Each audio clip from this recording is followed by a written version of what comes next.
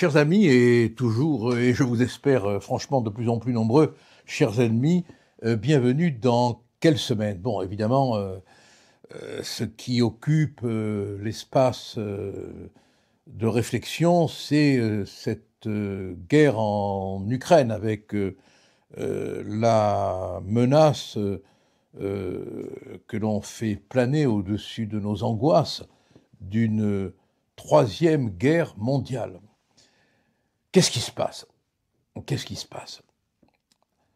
Bernanos aimait à dire ils ne comprennent rien. Le problème, c'est qu'ils ne comprennent rien. Et c'est vrai que on a beaucoup de mal à comprendre dans la situation à la fois psychologique, économique, stratégique, caractérielle et difficile. Bon, d'abord et avant tout, remontons un peu le fil du temps.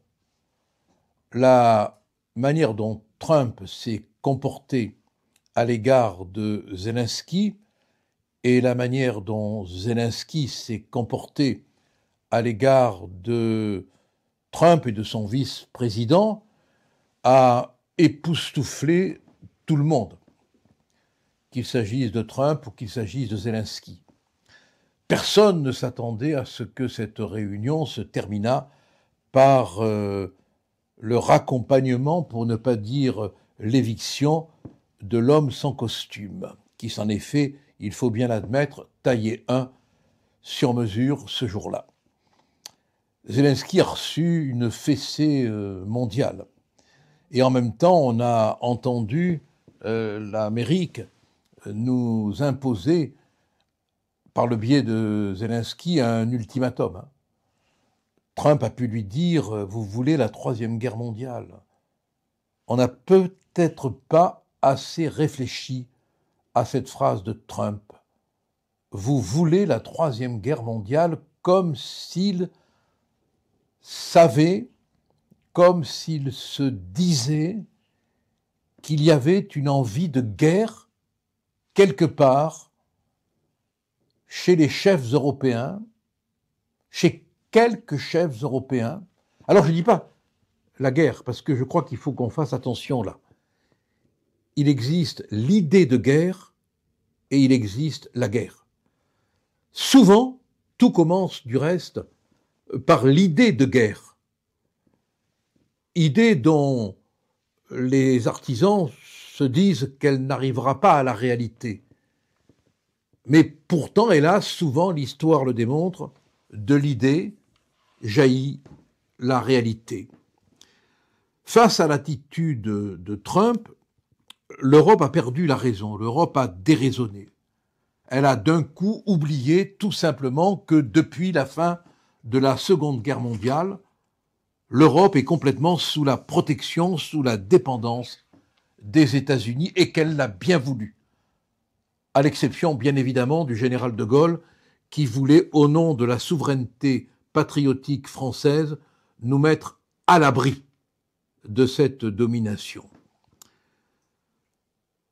Je suis fatigué des débats, parce que on est continuellement enfermé dans le qui a raison, qui a tort.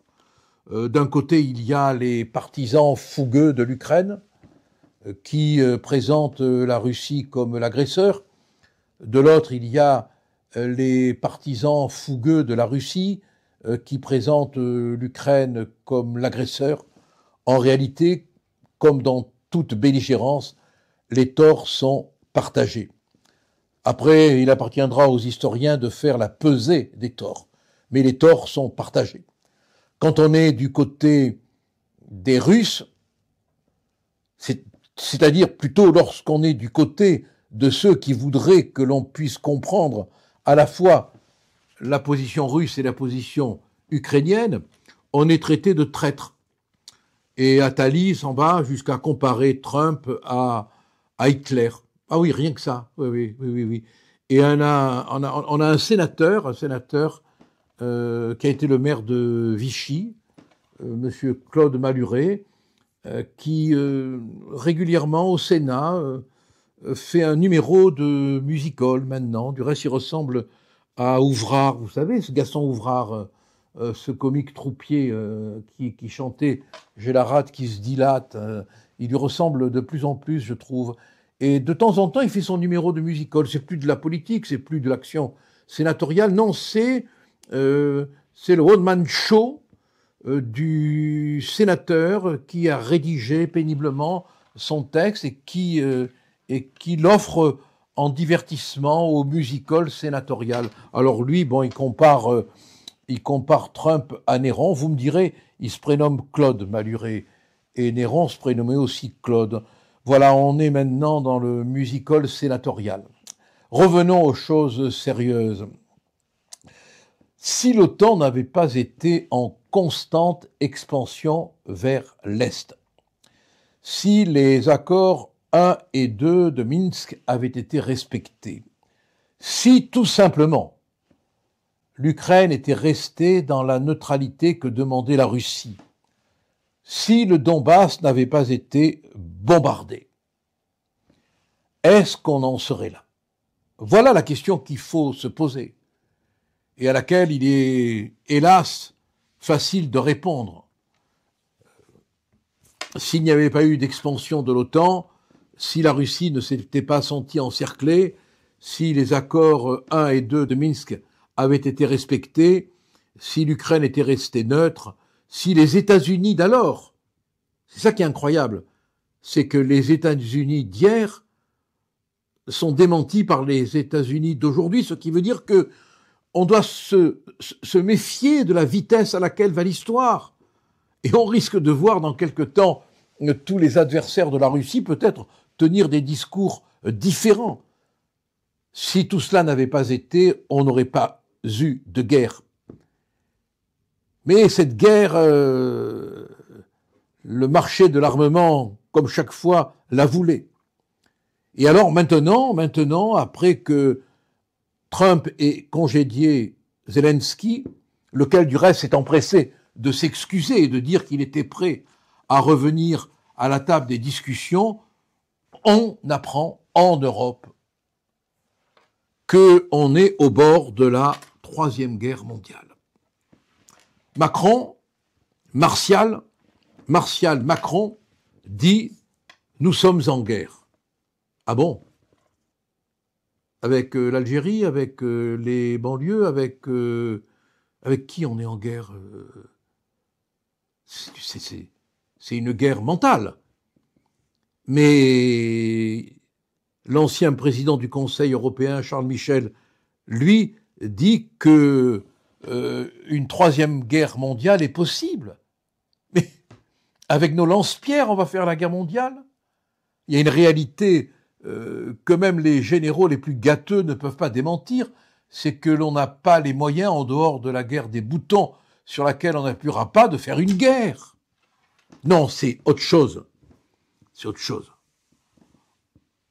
On avait un président de la République française évanescent, disparaissant. À la suite de la dissolution, il s'était en quelque sorte dissous en lui-même. Or, les vibrations telluriques de son nombril cherchaient une issue pour s'exprimer. Et cette situation lui a permis, en laissant entendre qu'une guerre serait possible, de revenir sur le devant de la scène néronienne pour le coup. Macron, avec cette menace de troisième guerre mondiale, qu'on n'a pas les moyens de faire, qu'on ne peut pas faire, qui n'existe pas, qui est dans l'idée d'une troisième guerre mondiale, c'est Jurassic Park.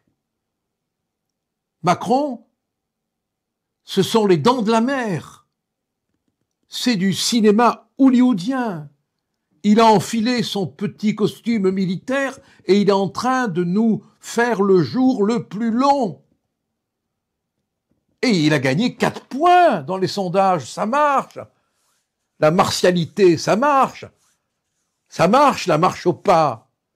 Dans son rôle dans son rôle de chef des armées, il a grignoté quelques points, et puis surtout du silence dans lequel il était enfermé, de l'évanescence dans laquelle il croupissait, de l'escamotage politique qu'il subissait. Il a réussi, à partir d'une construction mimétique, à faire croire qu'il avait l'ampleur d'un chef de guerre, d'une guerre qui n'existe pas, d'une guerre qui est dans sa tête. Quoi que chante Macron au son du clairon, on n'a pas d'armée européenne. Et on n'en aura pas, selon les avis discordants, avant 5 ans, 10 ans ou 15 ans. Et rappelez-vous, quand le général de Villiers s'indignait que l'on diminuât les sommes pour l'armée, l'argent pour l'armée, qu'a fait Macron? Il l'a congédié. Et maintenant, il vient nous parler, le général Boum Boum, de réarmement. Il vient nous parler de coalition européenne. Il vient nous parler de martialité. Il crée un climat anxiogène parce que ce climat lui convient. Trump s'occupe des Américains. Poutine s'occupe des Russes. Zelensky, qu'on le veuille ou non, s'occupe des Ukrainiens. Mais qui s'occupe de la France? Qui s'occupe de la Nouvelle-Calédonie? Qui s'occupe de Mayotte? Qui s'occupe du déficit? Qui s'occupe de la réforme des retraites? Qui s'occupe de l'insécurité? Qui s'occupe des règlements de compte? Qui s'occupe des morts à coups de couteau? Qui s'occupe de la destruction du service public? Qui s'occupe de l'invasion du radicalisme islamique dont a si bien parlé Fillon? Qui s'occupe des problèmes avec l'Algérie? C'est quoi ce va-t-en-guerre qui tremble devant le président de la République algérienne et qui n'est pas capable d'imposer son point de vue? On n'a pas d'armée européenne. La défense ne relève pas de la compétence de l'Union européenne. Elle peut seulement faciliter le réarmement. Alors, c'est quoi ce cinéma pendant que la guerre sévit, pendant que des morts, tous les jours, tant du côté ukrainien que du côté russe, sont comptabilisés dans les cimetières? À quoi on joue? À quoi jouent tous ces somnambules? Enfin, heureusement, on a au Sénat le sénateur Malhuret pour nous distraire et comparer le gouvernement de Trump à la cour de Néron et Musk à un bouffon sous kétamine. Monsieur Malhuret, tout le monde ne peut pas se doper comme vous à l'eau de Vichy, qui est cependant très bonne. Et oui, on en est là. Au Sénat, la situation, par un sénateur, est devenue un sketch de musical. Allez, à la semaine prochaine, et n'oubliez pas de cliquer sur le petit bouton pour qu'on soit de plus en plus à râler pour la France.